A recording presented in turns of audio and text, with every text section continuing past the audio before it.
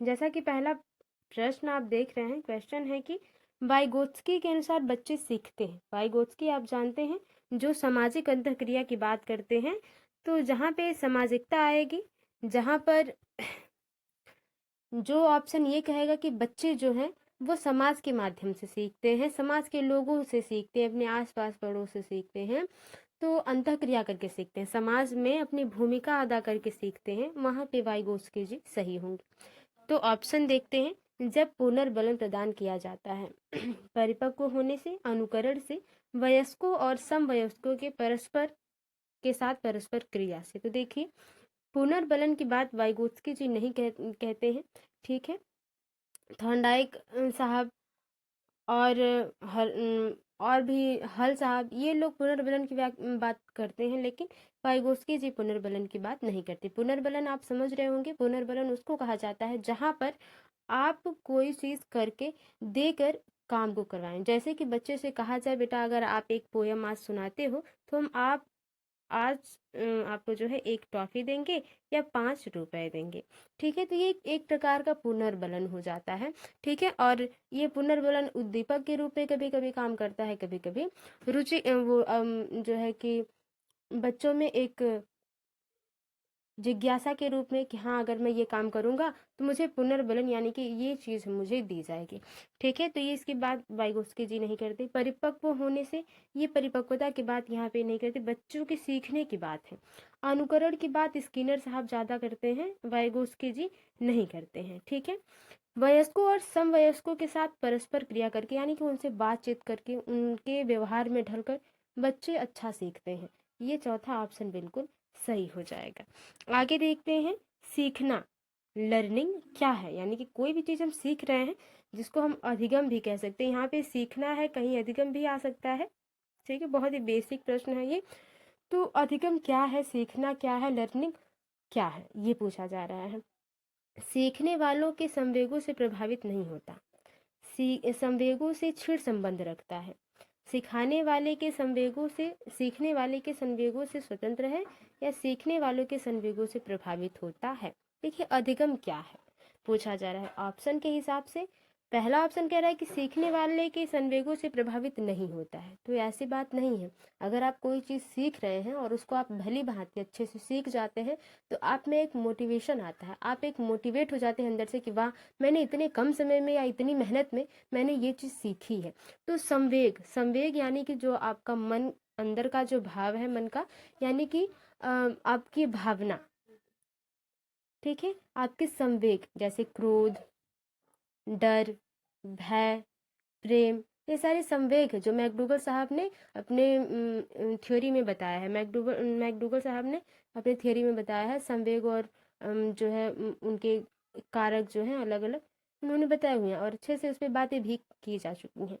संवेगों से छिड़ संबंध होता है, सीखने का संवेगों से छिड़ संबंध नहीं होता है। सीखना ही ऐसी चीज़ है, अगर आप मान लीजिए सीटेट की तैयारी कर रहे हैं, आप सारे सब्जेक्ट्स को लेकर सीख रहे हैं, बहुत मोटिवेटेड हैं, और बाई चांस इस बार न करें कि आपका नहीं होता है, क्योंकि देखिए पॉजिटिव नेगेटिव, हर एक हिस्से का पॉजिटिव और नेगेटिव पहलू होता है। तो नहीं होता है तो आपका संवेग, आप मन से क्या भाव आपका आएगा कि इतनी मेहनत किए फिर भी नहीं हुआ, तो आप कहीं ना कहीं डिमोटिवेट होंगे। तो छिड़ नहीं, बहुत गहरा संबंध होता है, ये भी नहीं होगा। सीखने वाले के संवेगों से स्वतंत्र है, कभी भी अधिगम स्वतंत्र नहीं हो सकता। जब भी आप कुछ सीखते हैं, अगर अच्छा सीखते हैं या बुरा सीखते हैं, तो वो आपके मन में इफेक्ट पड़ता है उसका। तो ऐसा नहीं कि स्वतंत्र है, सीखने वाले के संवेगों से प्रभावित होता है। बिल्कुल यही सही है चौथा ऑप्शन, कि जो भी हम सीखते हैं वो हमारे मन में हमारे भाव को परिवर्तित करता है, ठीक है। पियाजे के अनुसार विकास को अधिगम प्रभावित करने में निम्नलिखित कारकों में से किसकी भूमिका महत्वपूर्ण होती है, ठीक ना, किसकी भूमिका महत्वपूर्ण होती है पियाजे के अनुसार। पियाजे जी क्या कहते हैं, भाषा, पुनर्बलन, भौतिक विश्व के साथ अनुभव, अनुकरण। तो पियाजे जी भाषा की बात नहीं करते, ठीक है। हाँ, वाइगोत्स्की और पियाजे जी एक भाषा की बात करते हैं जो बच्चा अपने आप से बात करता है, यानी आंतरिक भाषा।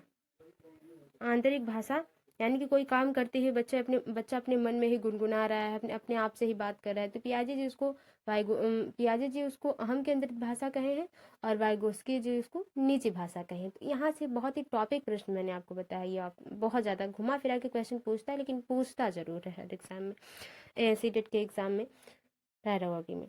तो भाषा नहीं, पुनर्वलन की बात ये करते नहीं है, अनुकरण की बात भी ये नहीं करते, ये बात करते हैं भौतिक विश्व के साथ अनुभव, यानी कि जो उनके आस पास पड़ोस में हो रहा है उनसे वो सीख रहे हैं, उनसे जो उनका अनुभव है उससे वो क्या कर रहे हैं, सीख रहे हैं। तो विकास जो है वो प्रभावित होता है कि वो अपने दैनिक जीवन में क्या कर रहे हैं, उनके आसपास पड़ोस में अनुकूलता क्या है। आगे देखते हैं, पूर्व संक्रियात्मक काल में आने वाले संज्ञानात्मक योग्यता है। देखिए इसके बाद कौन करता है, देखिए अमूर्त चिंतन, ये आप बताइए कि संज्ञानात्मक सिद्धांत ये किसने दिए, किसके द्वारा दिया गया है। आई होप आपको पता होगा, इसमें कोई बड़ी बात नहीं है। तो अमूर्त चिंतन की योग्यता, अभिकल्पनात्मक निष्कर्ष चिंतन, लक्ष्य उद्दिष्ट व्यवहार की योग्यता, दूसरे की दृष्टिकोण को समझने की योग्यता। देखिए एक पूर्व संक्रियात्मक अवस्था होती है, फिर पहले तो संवेदी पेशी अवस्था होती है, फिर दूसरी पूर्व संक्रियात्मक, फिर तीसरी मूर्त और चौथी अमूर्त। 4 संज्ञानात्मक थियोरी इन्होंने दी है, ठीक है।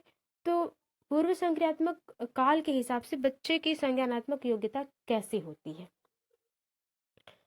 अमूर्त चिंतन पूर्व में नहीं होगा, अमूर्त संक्रियात्मक अवस्था जब होगी तब बच्चा अमूर्त चिंतन करता है।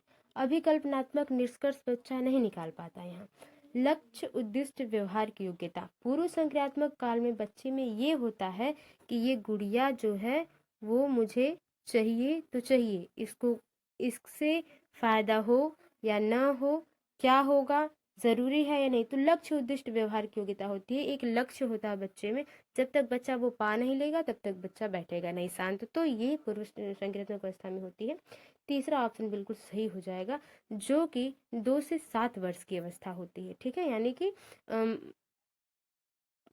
पेशी अवस्था जो है वो जन्म से 2 वर्ष होती है, 2 वर्ष, और ये 2 से 7 वर्ष होती है। आगे बहुत से ऐसे प्रश्न हैं, तो देखते हैं। वाइगोस्की के अनुसार सीखने को पृथक नहीं किया जा सकता, यानी कि अधिगम जो है अलग नहीं है। वाइगोस्की जी के अनुसार अधिगम अलग नहीं है, उसके सामाजिक संदर्भ से, अवबोधन और अवधारणात्मक प्रक्रियाओं से, पुनर्बलन से, व्यवहार में मापने योग्य परिवर्तन से। देखिए वाइगोस्की जी की अगर बात कर ली जाए तो आप ये जानेंगे, जब भी इनके क्वेश्चन को हल करने जाए आप, तो ये ध्यान में रखें कि ये हमेशा सामाजिक अंतःक्रिया की बात करते हैं, कि बच्चा जो है समाज में पूरी तरह से मिलकर, सीख कर, देखकर चीज़ों को सीखता है, ठीक है। तो अवबोधन और अवधारणात्मक प्रक्रिया वो बात नहीं करते, पुनर्वलन की बात तो ये करते ही नहीं। मापने और व्यवहारों को मापने, किससे मापा जा सकता है, कितना मापा जाता है, इस पर भी वो बात नहीं करते हैं। पहला ऑप्शन बिल्कुल सही जाएगा, उसके सामाजिक संदर्भ से, यानी कि जो सीखना है वो अपने समाज में रहकर सीख सकता है इंसान, वो सीखना अलग नहीं है समाजीकरण से, ठीक है। ये क्वेश्चन कह रहा है, आई होप आप समझ रहे होंगे। बच्चे अपनी समझ से विश्व की परिकल्पना करते हैं, ये कथन किसने दिया है। पावलाव, स्किनर, पियाजे और कोहलबर्ग। देखिए कोहलबर्ग और पियाजे और स्किनर, पियाजे और जो है वाइगोस्की जी, इनसे इतने प्रश्न बनते हैं, इतने प्रश्न बनते हैं कि इनको तो इतनी तरह अच्छे तरीके से रट के जाइएगा कि इनका नाम तो नहीं पता होता। अधिकतर जो 6 to 8 या 1 to 5 के, 6 to 8 की अगर बात कर ली जाए तो वहाँ पे तो नाम तो देगा ही नहीं, नाम देता ही नहीं है, पहले क्वेश्चन बना देता है और ये पूछता है, ऑप्शन के हिसाब से आपको चूज करना पड़ता है कि ये किसके हिसाब से क्वेश्चन पूछा गया है, कि पियाजे साहब के या वाइगोत्स्की साहब के किसके हिसाब से क्वेश्चन बना है, तो ये हो जाता है। तो देखिए बच्चे अपनी समझ से विश्व की परिकल्पना करते हैं, यानी कि विश्व ऐसा होगा, बच्चे ऐसा सोचते हैं। तो ये जो है पियाजे जी ही ऐसी बात करते हैं, ये कथन इनके द्वारा दिया गया है। वैसे कथन बहुत ज़्यादा नहीं पूछे जाते सीटेट में, यहाँ पे बस ऐसे ही ले लिया गया था। बालकों की सोच अमूर्तता की अपेक्षा मूर्त अनुभव एवं प्रत्ययों से होती है, यह अवस्था है। यानी कि कौन सी ऐसी अवस्था है, ये देखिए 7 से 12 वर्ष, 2 से 7 वर्ष, 12 से वयस्क तक और जन्म से 2 वर्ष। ये देखिए ऑप्शन देखेंगे और क्वेश्चन देखेंगे तो ये जो है, जो अभी अभी हम लोगों ने संज्ञानात्मक थ्योरी पढ़ी है, पेशी अवस्था, संवेदी पेशी अवस्था, पूर्व संक्रियात्मक अवस्था, मूर्त और अमूर्त, वहीं से है। देखिए जन्म से 2 वर्ष ये संवेदी पेशी अवस्था है, ठीक है। और 2 से 7 वर्ष पूर्व संक्रियात्मक अवस्था है, 7 से 12 जो है वो मूर्त है, और 12 से वयस्क तक ये अमूर्त संक्रियात्मक अवस्था है। ठीक है, तो ये संज्ञानात्मक थ्योरी से पूछा गया। ये किसके द्वारा पूछा गया ये मैं नाम न लूँ, मैं यही कोशिश कर रही हूँ कि आप कमेंट बॉक्स में बताएंगे जरूर। ठीक है, तो मूर्त अनुभव और प्रत्यय से होती है, वो कौन सी है? तो आप समझ रहे हैं कि बच्चा जो सामने देख रहा है, मूर्त यानी कि जो सामने दिख रहा है, ठीक है, उसी से बच्चा अनुभव कर पा रहा है और सीख रहा है, तो वो 7 से 12 वर्ष की उम्र हो जाएगी, मूर्त संक्रियात्मक अवस्था में बात हो जाएगी। क्वेश्चन पढ़ते हैं। कोई 5 साल की लड़की एक शर्ट को तह करते करते हुए अपने आप से बात करती है। देखिए जो क्वेश्चन मैंने अभी भी बताया, ठीक है। लड़की द्वारा प्रदर्शित व्यवहार के संदर्भ में निम्नलिखित में से कौन सा कथन सही है? जीन पियाजे और लेव वाइगोत्स्की इसकी व्याख्या बच्चों के विचारों की अहम केंद्रित प्रकृति के रूप में करेंगे। देखिए यहाँ पे वाइगोत्स्की जी को भी कहा है, पियाजे जी को, तो इनकी थियोरी अलग अलग है, ये दोनों अहम केंद्रित की बात नहीं करते हैं। जीन पियाजे इसे अहम केंद्रित भाषा कहेगा और लेव वाइगोत्स्की इसकी व्याख्या बच्चों की निजी भाषा से अपनी क्रिया को नियमित करने के प्रयासों के रूप में करेगा। 8वें का सबसे सही आंसर यही हो जाएगा कि बच्ची क्या कर रही है, शर्ट को तह बना रही है। क्या बना रही है? तह बना रही है, और उसके बाद वो अपने आप से बात करी। तो जीन पियाजे इसको अहम केंद्रित भाषा कहेंगे और ले वाइगोत्स्की इसको क्या कहेंगे, निजी भाषा, कि बच्ची अपने आप से बात करके अपने जो है विल पावर को बढ़ा रही है, या जो है कि बच्चे अपनी सोचने की क्षमता को बढ़ा रही है, तर्क करने की क्षमता को बढ़ा रही है, ये बात कहते हैं लोग। ठीक है, तो ये आई होप आपको क्लियर होगा। आगे देखते हैं संज्ञानात्मक विकास के 4 चरणों, संवेदी पेशी, पूर्व संक्रियात्मक, स्थूल जिसे मूर्त संक्रियात्मक कहते हैं, और औपचारिक संक्रियात्मक जिसे अमूर्त संक्रियात्मक कहते हैं। ठीक है, देखिए हिंदी में जो है नाम वो अलग अलग होते हैं और इंग्लिश में एक होते हैं, तो इंग्लिश वर्ड को ज़्यादा आप वो करिएगा, या यहाँ अगर आप जानते हैं, थियरी पढ़ते हैं, तो आप नहीं कंफ्यूज होंगे, मुझे जहाँ तक लगता है। देखिए संवेदी पेशी तो है ही पूर्व संक्रियात्मक, यहाँ पे मूर्त को स्थूल कर दिया है और अमूर्त को औपचारिक कह दिया है, बस यही बात है। तो पहचान की गई किसके द्वारा? हिलगार्ड द्वारा, स्टार्ट द्वारा, हरलॉग द्वारा, पियाजे द्वारा। देखिए जो क्वेश्चन मैं आपसे पूछ रही थी वही क्वेश्चन यहाँ पे आ गया। पियाजे द्वारा ये संज्ञानात्मक थ्योरी दी गई है। इन्होंने चार अवस्था कही है, संवेदी पेशी अवस्था, पूर्व संक्रियात्मक और मूर्त संक्रियात्मक और अमूर्त संक्रियात्मक अवस्था की वो बात करते हैं। ठीक है, चौथा ऑप्शन बिल्कुल सही हो जाएगा। अगला क्वेश्चन है कि जब वयस्क सहयोग से सामंजस्य कर लेते हैं, यानी कि जब बड़े बच्चे जो है सामंजस्य कर लेते हैं, तो वह बच्चों के वर्तमान स्तर के प्रदर्शन को संभावित क्षमता के स्तर के प्रदर्शन की तरफ प्रगति क्रम में सुगम बनाते हैं, इसे कहा जाता है। यानी कि क्या कर रहे हैं बच्चे, वयस्क जो है वो सामंजस्य कर ले रहे हैं सहयोग से, किसी के सहयोग से, और बच्चों के वर्तमान समय में जो उनको दिक्कत है उसमें मदद कर रहे हैं। ठीक है, तो वो क्या होगा, समीपस्थ विकास, सहयोग देना, सहगामी अधिगम, सहयोगात्मक अधिगम। देखिए 10वें का जो सही आंसर हो जाएगा वो समीपस्थ विकास हो जाएगा। बच्चों मान लीजिए ये बच्चा यहाँ पर है, इसको यहाँ पहुँचना है, ठीक है, कहाँ पहुँचना है, यहाँ पहुँचना है, इसका फोल्डिंग की बात लगभग जो हो जाती है वो, तो यहाँ पे पहुँचने के लिए वयस्क तो पहले से ही इन चीज़ों को कर चुका है, इसलिए बच्चे को वो अच्छे से मार्गदर्शन कर सकेगा। तो संभावित क्षमता बच्चे को उस तरफ से बच्चा आराम से अपने लक्ष्य तक पहुँच सकता है वयस्क के जो है हेल्प से। तो वही बात है, समीपस्थ विकास हो जाएगा। देखिए सहयोग देना और समीपस्थ विकास ये अलग अलग क्वेश्चन के हिसाब से ऑप्शन सही होते हैं। ठीक है ना। आगे देखिए उत्तर बाल्यावस्था में बालक भौतिक वस्तुओं के किसी आवश्यक तत्व में परिवर्तन समझने लगते हैं। द्रव्यमान, द्रव्यमान और संख्या, संख्या, द्रव्यमान, संख्या और क्षेत्र। यानी कि जब बालक उत्तर बाल्यावस्था की हो, अवस्था कौन सी है, उत्तर बाल्यावस्था। अवस्था दे के पूछा गया, तो जब बच्चा उत्तर बाल्यावस्था में होगा तो आपको पता है 7 साल से ऊपर, 7 वर्ष से ऊपर होगा बच्चा, तो वो किस जो है वो द्रव्यमान को जान सकता है, संख्या को और क्षेत्र को। तो ये चौथा ऑप्शन बिल्कुल सही हो जाएगा। ठीक है ना, चौथा ऑप्शन बिल्कुल सही हो जाएगा। अगला देखिए वाइगोत्स्की के अनुसार समीपस्थ विकास का क्षेत्र, वाइगोत्स्की के अनुसार जो समीपस्थ विकास यानी कि बच्चा यहाँ फंसा है, ठीक है, और बच्चे को यहाँ तक जाना है, थोड़ी सी हेल्प मिलेगी तो बच्चा यहाँ चला जाएगा, यहाँ अपने उद्देश्य को पा लेगा। तो ये समीपस्थ विकास का क्षेत्र क्या है वाइगोत्स्की के अनुसार? अध्यापिका के द्वारा दिए गए सहयोग की सीमा निर्धारित करना। देखिए, अगर आप सीमा निर्धारित कर देंगे कि आपने बच्चे को क्वेश्चन दिया, ठीक है, आप बताएंगे कि मैं बस इतना ही बताऊंगी ताकि बच्चा इतना अपने से मेहनत करे, ठीक है, तो ये कितना सही होगा। तो सीमा निर्धारित नहीं करनी है। बच्चों के द्वारा स्वतंत्र रूप से किया जा सकने वाला तथा सहायता के साथ करने वाले कार्य के बीच अंतर। बिल्कुल, बच्चा जो अपने मन से करे, रुचि से करे और उसमें आप थोड़ी सी हेल्प कर दें, यही बात हो जाएगी समीपस्थ विकास के क्षेत्र की।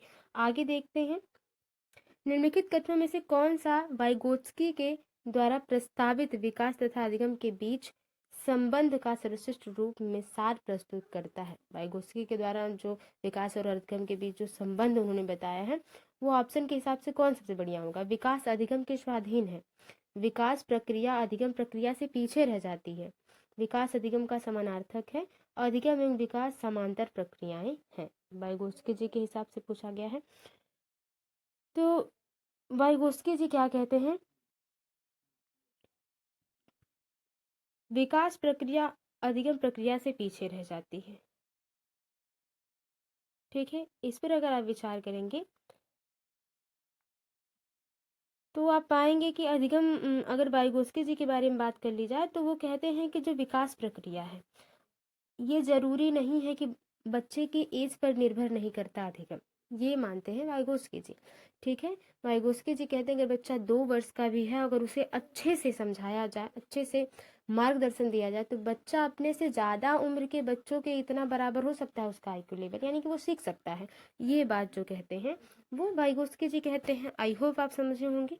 बच्चों की बौद्धिक विकास के 4 विशिष्ट अवस्थाओं की पहचान की गई, किसके द्वारा, एरिक्सन के द्वारा। तो एरिक एरिक्सन ने नहीं दिया, इन्होंने बनाम उद्देश्य जो पढ़ा होगा आपने, ठीक है, वो दिया है। स्किनर द्वारा, पियाजे द्वारा और कोहलबर्ग द्वारा। 14 का जो सही आंसर हो जाएगा वो हो जाएगा, ये जो 4 विशिष्ट अवस्थाओं की बात हो रही है बौद्धिक विकास की, वो पियाजे द्वारा, जिसको आपने अभी अभी पढ़ा है, जिसको संवेदी पेशी, पूर्व संक्रियात्मक, मूर्त संक्रियात्मक या अमूर्त संक्रियात्मक, यही 4 अवस्थाओं की बात हो रही थी।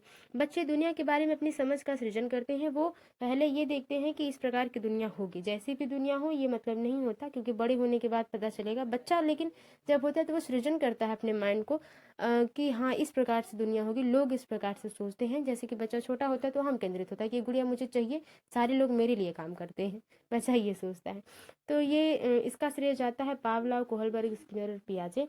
तो ये जो बात कहते हैं वो पियाजे जी कहते हैं कि बच्चा अहम केंद्रित होता है, बच्चा जो है दुनिया के बारे में खुद जो है कल्पना करता है, अपने विचार को कलेक्ट करता है। चौथा ऑप्शन बिल्कुल सही हो जाएगा।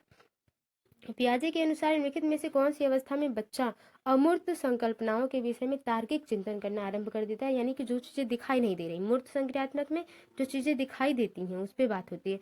अमूर्त संकल्पनात्मक यानी कि जो चीजें न दिखाई दे, बल, ऊर्जा, वायु, जो चीजें न दिखाई दे, गुरुत्वाकर्षण बल, ये सारी चीजें, ठीक है। तो ये कब बच्चा चिंतन करेगा, औपचारिक संक्रियात्मक अवस्था यानी कि अमूर्त संक्रियात्मक अवस्था, ठीक है। संवेदी पेशी अवस्था, पूर्व संक्रियात्मक या मूर्त। देखिए, मूर्त को कभी कभी मूर्त भी कहा जाता है, कभी कभी स्थूल भी कहा जाता है, तो अनेक नाम है इनके हिंदी में। औपचारिक को आप अमूर्त भी कहते हैं और औपचारिक भी कहते हैं, ठीक है। तो जब अमूर्त चिंतन करेगा बच्चा तो जाहिर सी बात है कि बच्चा क्या है, औपचारिक संक्रियात्मक अवस्था में, अमूर्त संक्रियात्मक अवस्था में, ठीक है। जन्म से 2 वर्ष होती है, 2 से 7 वर्ष होती है, 7 से 11 वर्ष, यहाँ 12 वर्ष से ऊपर या 11 वर्ष से ऊपर हो जाती है। ये औपचारिक संक्रियात्मक अवस्था, इन्होंने पियाजे साहब ने जो है ये वर्ष निर्धारित किए हैं इन अवस्थाओं को बांटते हुए। पियाजे के अधिगम के संज्ञानात्मक सिद्धांत के अनुसार वह प्रक्रिया जिसके द्वारा संज्ञानात्मक संरचना को संशोधित किया जाता है कहलाती है, यानी कि जो बच्चे ने सीखा है उसमें उसमें क्या, उसमें संशोधित करना है। बच्चे ने काले कौवे को देखा और काली कोयल को देखा, ठीक है, उसे लगा दोनों चिड़िया एक जैसी हैं, लेकिन बाद में जब उसने आवाज सुनी तो बच्चे ने देखा कि हाँ ये तो दूसरा है पक्षी है, ये दूसरा पक्षी है, भले रंग एक जैसा है। तो जब बच्चा पहले तो बच्चे ने ये देखा कि ये दोनों पक्षी हैं, बाद में जब बच्चा संशोधित करता है कि नहीं ये कौवा है और ये कोयल है, तो उसको क्या कहेंगे, प्रत्यक्षण, समायोजन, समावेशन और स्कीमा। देखिए, सत्रह की बात कर ली जाए तो ये समायोजन बच्चा कर लेगा। क्या कर लेगा? समायोजन कर लेगा। जो बच्चे ने पहले से सीखा है उसमें क्या करना? बदलाव करना, उसमें नए चीज को जोड़ना, समझना, समायोजन कर लेना, वही चीज। ठीक है, इस पे बहुत बड़ी चर्चा हो जाएगी अगर पूरी तरह से हम लोग बात कर ले। कोशिश की जाएगी कि मैंने कहा था कि कम समय में किया जाए क्वेश्चन को हल। तो कोहलबर्ग के अनुसार शिक्षक बच्चों में नैतिक मूल्यों का विकास कर सकता है। किस प्रकार से? धार्मिक शिक्षा को महत्व देकर, व्यवहार के स्पष्ट नियम बनाकर, नैतिक मुद्दों पर आधारित चर्चाओं में उन्हें शामिल करके, कैसे व्यवहार किया जाना चाहिए इस पर कठोर निर्देश देकर, यानी कि उसे डरा धमका के। 18 के सही आंसर की बात कर ली जाए तो बताने की जरूरत नहीं है कि नैतिक मुद्दों पर हम क्या करें? चर्चा करें। जब बच्चे वाद विवाद करेंगे तो उन्हें खुद पता चलेगा कि क्या चीजें गलत हैं, क्या सही। तीसरा ऑप्शन बिल्कुल सही हो जाएगा। आगे है वाइगोत्स्की के बच्चों के सीखने में निम्नलिखित में से किस कारक की महत्वपूर्ण भूमिका पर बल देते हैं? वाइगोत्स्की जी बच्चों के सीखने पे अनुवांशिकता को, नैतिक को, शारीरिक को, सामाजिक को। तो देखिए किसको? वाइगोत्स्की जी की बात हो रही है तो ये हमेशा सामाजिक के साथ जाएंगे। सामाजिकता को इन्होंने ज्यादा वरीयता दी है। अगला है कि निम्नलिखित में से कौन सा निहितार्थ पियाजे के संज्ञानात्मक विकास के सिद्धांत से नहीं निकाला जा सकता? बच्चों की अधिज्ञानात्मक तत्परता के प्रति संवेदनशीलता, व्यक्तिगत भेदों की स्वीकृति, खोजपूर्ण अधिगम, शाब्दिक शिक्षण की आवश्यकता। नहीं निकाला जा सकता संज्ञानात्मक विकास के सिद्धांत पियाजे जी के।